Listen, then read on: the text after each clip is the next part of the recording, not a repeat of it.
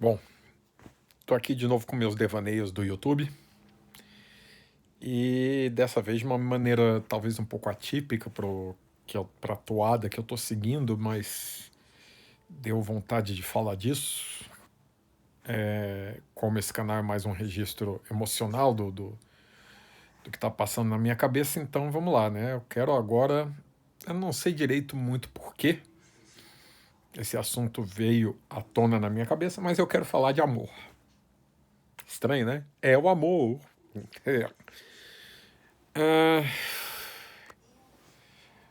eu tinha que falar piadinhas e coisas do gênero, de não assista, compartilhe, whatever. Faça o que você quiser. Você tá aqui, provavelmente você vai assistir uns 4 minutos desse vídeo ou menos e cansar de mim e largar no meio. Não tem nenhum lugar para compartilhar, sinal nenhum em coisa nenhuma, não faço sininho e whatever. Bom, antes de tudo, falar do que eu vivencio do amor, né? Eu tenho a sorte de um amor tranquilo, digamos assim, há mais de 20 anos. Estou numa relação monogâmica, heterossexual, entre dois cisgêneros, bem tradicional, assim, dentro do que a sociedade hoje traça como ideal de relações, né? Um homem e uma mulher que vivem juntos amorosamente e têm um compromisso de fidelidade mútua. Por incrível que pareça, esse acordo padrão, digamos assim, que a gente espera como comum na sociedade, não é tão padrão assim, não é tão tradicional assim. Mesmo na história recente, quando eu falo história recente, 300, 400 anos para trás, a gente já ia ver que não era tão homogêneo essa ideia de isto ser o relacionamento amoroso típico. Apesar de que a ideia do duas almas que se encontram e se complementam, e no mínimo lá desde Platão, né, o banquete que fala do ser que era completo e que foi dividido em dois, o casamento e a vida amorosa não eram coisas que culturalmente andavam sempre juntas. Quando falo casamento, eu não estou falando da cerimônia, inclusive porque eu e a Ju nem temos cerimônia de papel passado, mas de construção de um lar entre pessoas. A gente, inclusive, pode, se a gente quer abraçar toda a variedade humana, entre pessoas acima de uma, né? Duas, três ou mais pessoas decidem construir uma vida em conjunto, com um lar em conjunto, por uma emoção comum de empatia, respeito, afeto, etc, etc, etc, que nós costumamos chamar de amor. E aqui estou mais falando da ideia dos fundadores do lar, né? Então, o amor maternal e paternal são bem diferentes, o amor entre irmãos é diferente, o amor entre amigos é diferente. Então, é aquele relacionamento que ou pretende vir a se tornar um fundamento para um lar ou tenta se tornar um fundamento para um lar, né? A gente costuma chamar de amor romântico, só que a ideia do amor romântico, que vem lá do amor cortês, que vem lá do amor platônico, etc., ela é uma construção relativamente recente. A gente tem que lembrar que a função primordial dos tipos de casamentos que existem na sociedade não era exatamente de estabelecer a felicidade humana. Não era uma questão de realização dos sentimentos humanos, mas sim uma questão de contrato, de convivência, onde se tentava criar uma estrutura de lar. Então, muitas das culturas têm uma tradição de casamentos arranjados, onde o amor era construído, digamos assim, e não o princípio básico, construído ao longo do tempo, ou inclusive nem sequer construído. A convivência era tolerada porque a sociedade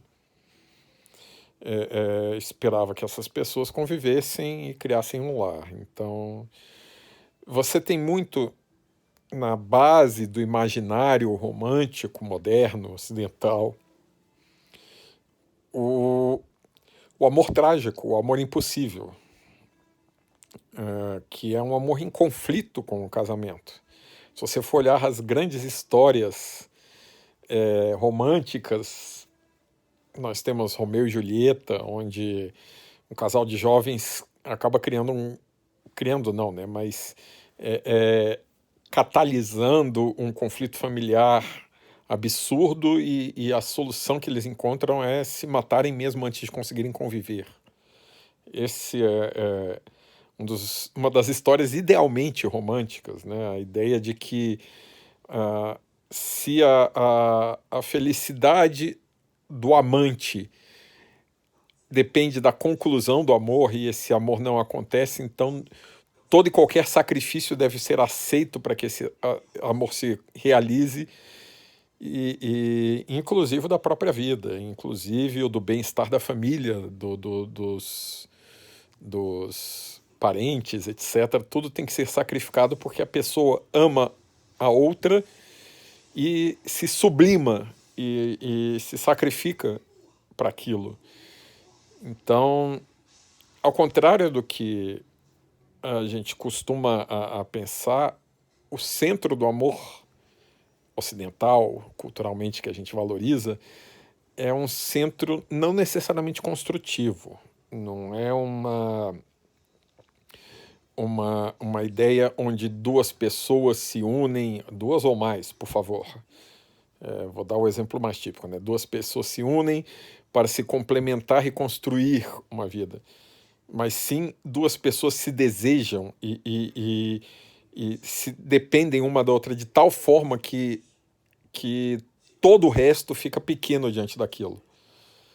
Então, a ideia do amor, como a gente está acostumado a pensar modernamente, é meio negativa, se nós formos pensar com calma. Uma das maneiras de tentar entender isso é que a gente idealmente pensa que, bem naquela ideia do conceito do ser completo platônico, né? De que o amor acaba transformando duas pessoas em uma mais completa. E isso envolve, na prática, o sacrifício da individualidade. Você deixa de ser o que você era para se transformar num outro ser.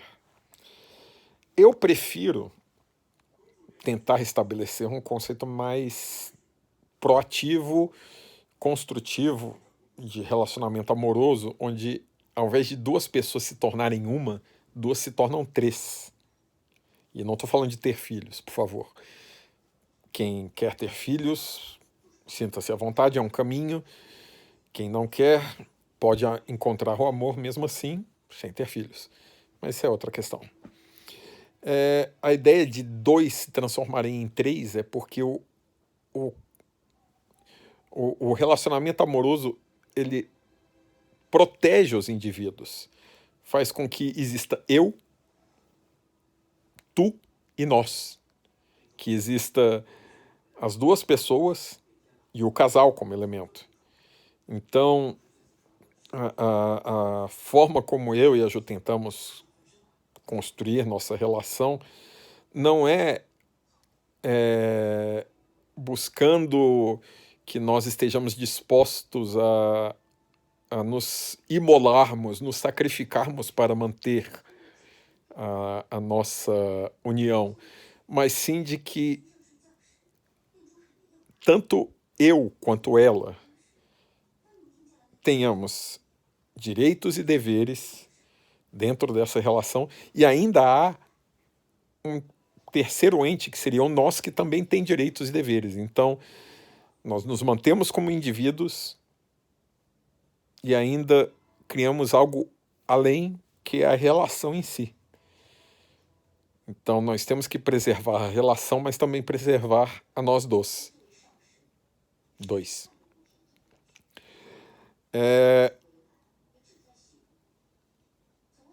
Vamos entender assim da seguinte forma: eu não quero e não espero da pessoa que me ama, ou das pessoas que me amam. Eu estou muito citando o exemplo de casal porque é o caminho que eu escolhi. Mas eu acredito que isso valha para quem tente uniões maiores, mais numéricas, digamos assim. Eu não quero que a pessoa que me ame esteja disposta a sacrificar a sua própria dignidade para manter a relação. Se nós pensarmos como a gente vê o amor há 300, 400 anos, e mantém isso até hoje, nós estamos dispostos a imaginar uma pessoa que esteja tão envolvida a ponto de que aguente situações, inclusive, estou falando isso da nossa tradição cultural, aguente situações de violência doméstica ou de abusos emocionais, porque por que nós culturalmente tendemos a aceitar a ideia de uma pessoa que está numa relação negativa se manter nela para transformá-la? Porque nós esquecemos que a relação envolve indivíduos. O amor não deve ser a expectativa de criar um ser completo além do que somos, e sim fazer com que nós nos transformemos em algo mais. A ideia de você estar disposto a rodar mundos e fundos pelo prol do amor, ela tem uma essência profundamente destrutiva em alguns aspectos. Vamos pensar assim, se eu for narrar uma história de um homem e uma mulher que se encontram, passam a ter afeição um pelo outro, constroem um lar juntos, vivem sua vida tranquilamente e evoluindo juntos e progredindo juntos e morrem, será uma história que não vai ser muito atrativa. As histórias românticas de verdade envolvem coisas como Tristão e Isolda, pessoas, amores impossíveis ou grandes sacrifícios. Envolve Lancelot e Guinevere, que o amor desafia o próprio bem-estar da Inglaterra, de todo o reino. E isso a gente ainda tenta criar, a partir desse imaginário, a ideia do amor perfeito, do amor inquestionável. É complicado isso, gente. É complicado. Vamos trazer os nossos ideais para o mundo real. Para o mundo real, onde as pessoas têm os seus momentos de altruísmo, têm os seus momentos de sacrifício, têm os seus momentos de egoísmo, e têm os seus momentos de individualidade. E isso faz parte, e tem que. Se nós queremos fazer uma relação permanente e tranquila, nós temos que dar espaço para isso.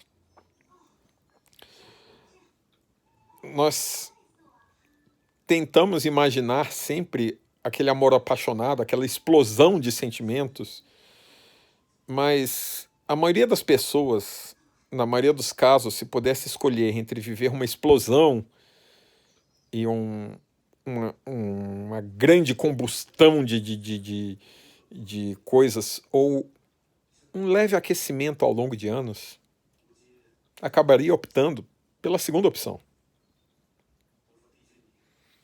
Porque explosões são destrutivas.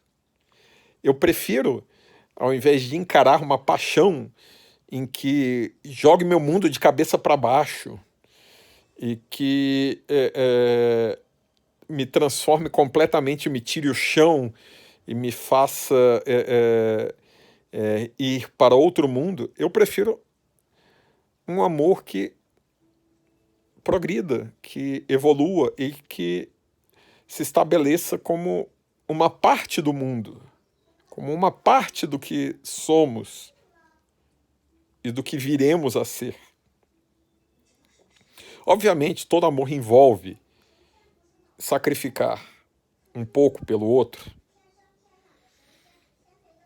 Todo amor envolve estar disposto a ceder um pouco do seu bem-estar para a preservação do outro. Isso é uma questão até mesmo de empatia, porque o nosso bem-estar depende do bem-estar daqueles que nós respeitamos e que nós queremos bem. Mas transformar essa empatia benéfica, esta preocupação com o outro numa obsessão, transformar o centro da sua vida em outra pessoa, isso é muito perigoso. Isso é um caminho para se anular. Isso é um caminho para não construir uma bela relação e sim destruir a si mesmo. Ou seja, não pretendo ser o último romântico, não pretendo ter o amor infinito enquanto dure, mas sim ter um amor finito, um amor construtivo que vá se tornando cada vez maior à medida que avance. Se eu estaria disposto aos maiores sacrifícios do mundo pela Ju, eu espero sinceramente nunca saber. É claro que o meu bem-estar depende do dela e que se necessidades vierem a surgir, eu farei muito por ela. Mas jamais vou criar uma expectativa de que ela esteja disposta a fazer tudo, ou de que eu esteja disposto a fazer tudo. O mais importante é que nós estejamos dispostos a nos fazer. Que nós estejamos dispostos a construir algo que seja digno de ambos.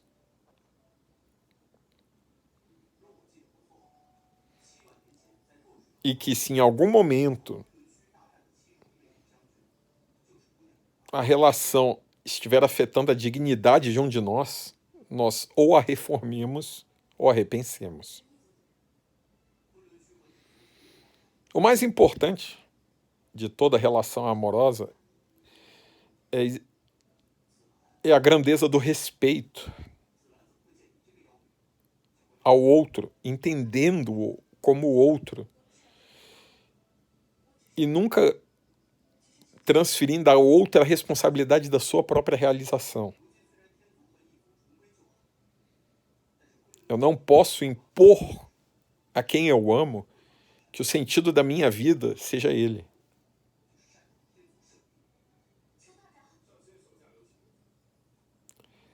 Bom, espero que eu não tenha insultado ninguém a uma ideia completamente não romântica de amor. Mas termino de novo parafraseando Cazuza. Eu tenho a sorte de um amor tranquilo e não troco por nada.